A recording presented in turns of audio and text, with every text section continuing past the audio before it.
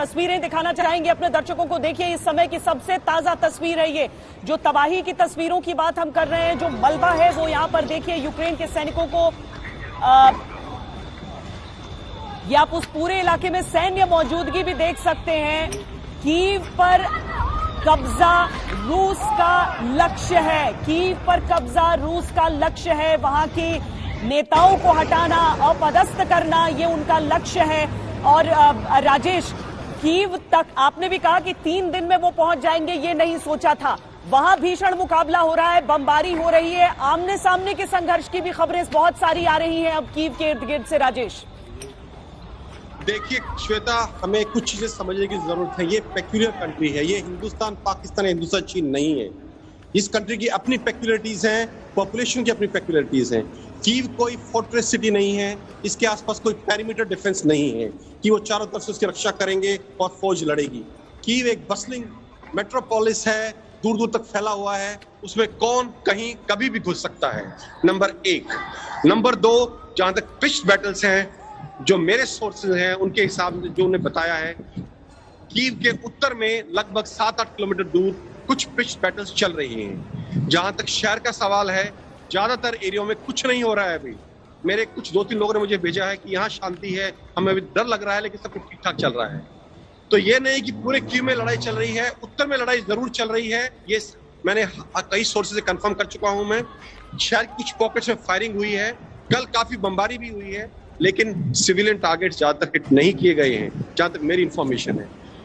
दूसरा, कीव में जो है, मैंने बोला कि प्रेसिडेंशियल पैलेस है, पॉलिटिशियन सारे वही हैं, मिलिशिया वहां हाजिर है और काफी रूसी समर्थक मिलिशिया वहां प्रेजेंट है। स्पेशल फोर्सेस कीव के अंदर एंटर कर चुकी हैं। और मुझे जो, जैसे अभी जनरल साहब बोल रहे थे, जो राइट विंग मिलिशिया है यहाँ का, जो बटालियन है, तो काफी जो मेरे मित्र हैं जो यूक्रेनी नेशनलिस्ट हैं, वो अभी भी ये कह रहे हैं हम आखिरी दम तक लड़ेंगे। इसीलिए मैं इशारा कर रहा था कीव नहीं गिरेगा, और कीव गिरेगा तो उसके बाद इमीडिएटली यहाँ अर्बन गुरिल्ला वॉरफेयर शुरू हो जाएगा। इन्हीं एलिमेंट के कारण जो जनरल साहब मेंशन कर रहे थे, राइट विंग यूक्रेनियन नेशनलिस्ट के कारण ये guerrilla warfare not only in Kyiv, Lviv और जो पश्चिमी यूक्रेन के जो शहर हैं उन इलाकों में अर्बन गुरिल्ला वॉरफेयर की शुरुआत हम अगले हफ्ते देख पाएंगे। श्वेता, तो क्या यूक्रेन ने अपनी अधिकतर फोर्सेस यहीं पर कंसंट्रेट करके रखी हुई है? कीव के ही डिफेंसेस को सबसे मजबूत रखा गया होगा। राजेश, देखिए, ये पहले से ही तय था कि रूस बेलारूस अपनी सेनाएं बेलारूस से नीचे लेके आएगा। मैं आपको ये बता दूं कि कीव जो है उसका फासला बेलारूस की सीमा से हवाई फासला सिर्फ 90 मील का है, जो कि कुछ भी नहीं है। तो ये सबसे शॉर्टेस्ट रास्ता था। इस रास्ते में कोई नदी जैसे निप्रो है या कोई बड़ा ऑब्स्टेकल नहीं आता, तो रशियन फोर्सेस के लिए बहुत आसानी से नीचे पहुंचना और बहुत जल्दी पहुंचना बहुत आसान था।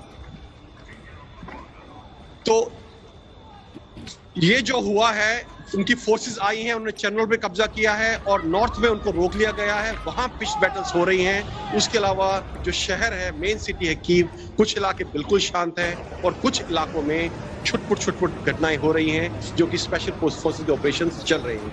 एक और खबर जो एक आम आदमी, साधारण नागरिक ने दी है मुझे कीव से, अभी 15 मिनट पहले मैसेज करके, उन्होंने बोला है कि उनके घर के पास कुछ इलाका है जिसमें कुछ सिविलियंस रहते थे, वो पूरा अपार्टमेंट ब्लॉक खाली करवा लिया गया है और उसमें इस वक्त रूसी सैनिक रह रहे हैं। श्वेता, कुछ देर पहले जो धमाके हुए थे और उसके बाद जो वहां का मंजर है वो हम देख रहे हैं।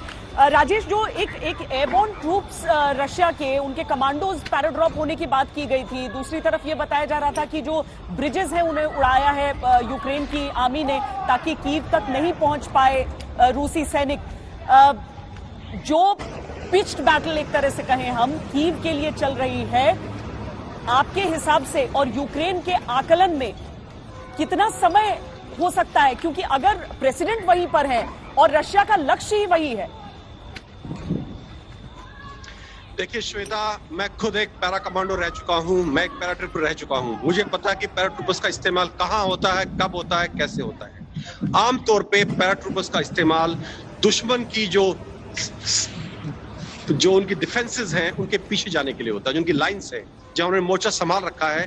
अगर उनके पीछे जाने का कोई तरीका नहीं है तो पैराट्रूपर्स का इस्तेमाल होता है, ताकि वो पीछे जाके सैबोटाज कर सकें, उनकी जो सप्लाई लाइंस को डिस्टर्ब कर सके, उनको रिजर्व्स को रोक सकें। लेकिन यहाँ ऐसी कुछ हालत मुझे नहीं दिखती है अभी। क्योंकि रूस को ये सब करने की जरूरत नहीं है, वो ऑलरेडी हर जगह पहुंच चुके हैं। आप किसी शहर का नाम लें, जो सबसे बड़ा शहर यूक्रेन का कीव है, वहां रूसी सेना पहुंच चुकी है। रूसी स्पेशल फोर्सेस ऑलरेडी कीव में दाखिल हो चुके हैं। दूसरा सबसे बड़ा शहर ओडेसा है, वो ऑलरेडी रूस के कब्जे में आ चुका है। तीसरा बड़ा शहर लवीव, तीसरा बड़ा शहर हार्किव है, वो ऑलरेडी ऑलमोस्ट रूस के कब्जे में है। रूस की सेना है उसके अंदर ऑलरेडी पहुंच चुकी है। चौथा बड़ा शहर लवीव है, जो कि पश्चिम में है, वहां शायद अब तक ये बचा हुआ है, क्योंकि वो पोलैंड के बॉर्डर पे है और वहां से नाटो देशों की सीमा शुरू होती है। अगर वहां कोई चूक हुई, जैसा कि हमने परसों सुना था, इवाना फ्रैंको में एक क्रूज मिसाइल से हमला किया गया था, अगर वो मिसाइल कुछ किलोमीटर दाएं बाएं हो जाती तो it could have hit Poland, जो पोलैंड की टेरिटरी में वो हिट करती, तो ये हमला जो हम आशंका जता रहे थे काफी पहले से, विश्व युद्ध में तब्दील हो सकता था, क्योंकि पोलैंड एक नाटो देश है और नाटो के किसी देश पर भी हमला पूरे नाटो देशों पर हमला माना जाएगा, जो इस चीज को एस्केलेट कर सकता था। श्वेता, वाकई वो सीमाएं इतनी सटी हुई हैं और जितनी दूर पश्चिमी इलाके में आक्रमण का वो प्रयास था, वो एक बहुत बड़ा बदलाव ला सकता था इस सिनारियो में। हमारे साथ कोमोडोर जीजे सिंह भी इस समय जुड़े हुए हैं। कोमोडोर सिंह, जिस तरह से ये युद्ध आगे बढ़ रहा है, तीसरे ही दिन हम देख रहे हैं कि कीव तक रूसी सैनिक पहुंचे हुए नजर आ रहे हैं, लेकिन अभी ये क्या हम मान सकते हैं कि रशिया जो अपना लक्ष्य लेकर चल रहा था उसे बस अचीव करने के करीब है? क्योंकि उसका सीधा मतलब ये भी हो जाएगा कि दुनिया जिस चीज के खिलाफ इस समय खड़ी है कि नहीं, हम नहीं चाहेंगे कि यूक्रेन में इस तरह का कोई तख्तापलट जो कि चाह रहा है रूस करवाना, वो सारी चीजें मुमकिन हो पाए और अमेरिका मदद के तौर पर पैसे या हथियार भेज रहा हो, वो सारी चीजें बेमानी हो जाएंगी। बिल्कुल, ये चीजें जो आप कह रही हैं, अभी आपने कहा कि क्या वो अपने लक्ष्य के ऊपर पहुंच सकेगा, मेरा ये मानना है थोड़ा मुश्किल होगा, थोड़ा नहीं काफी मुश्किल हो सकता। क्योंकि जैसे राजेश की मैंने पूरी रिपोर्ट को सुना, जैसे राजेश कह रहा था कि ये दूसरे युद्धों से कुछ अलग युद्ध है, इनके लोगों का जो स्टॉक है वो वही है, वो रशिया का है। मेरा ये मानना, और जैसे आपने तस्वीरें दिखाई कि जो एयरफोर्स रशियन एयरफोर्स है वो सिविलियन बिल्डिंग्स को टारगेट कर रही है, मेरा ये मानना ये टारगेट डेलिब्रेटली कर रही है। ये कोलेटरल डैमेज नहीं है, क्योंकि जो इजराइल की तरह, जैसे इजराइल के अंदर हर सिविलियन और उनकी जो फौज होती है एक हो जाते हैं, उनके हाथ में भी वही हथियार आ जाते, बेशक वो पूरी तरह ट्रेन ना हो, मगर वो भी डू और डाई का एक निश्चय कर लेते हैं। इसी तरीके से जब कीव के अंदर जे घुसे तो अभी उनको सिविलियन पॉपुलेशन से रेजिस्टेंस मिल रहा है, और रशियन जो है ये लोगों का मनोबल, सिविलियंस का, उनकी स्पिरिट तोड़ने के लिए, उनके साइकोलॉजिकल प्रेशर डालने के लिए कि हम आपको डराने के लिए ये उनको टारगेट डेलिब्रेटली कर रहे हैं। ये कोलैटरल मैं नहीं मानता, क्योंकि वॉर के अंदर ये डर्टी गेम्स खेली जाती हैं। जो मेरा पर्सनल एक्सपीरियंस है, कई बार especially countries like Russia and who are not very democratic in their structure or in their जिसे कहते हैं, जिनका जो माइंडसेट जो होता है इतना वो डेमोक्रेटिक नहीं होता, थोड़े डोमिनेटिंग होते हैं, थोड़ा दबाव हावी होने वाले होते हैं, वो ऐसा काम करते हैं।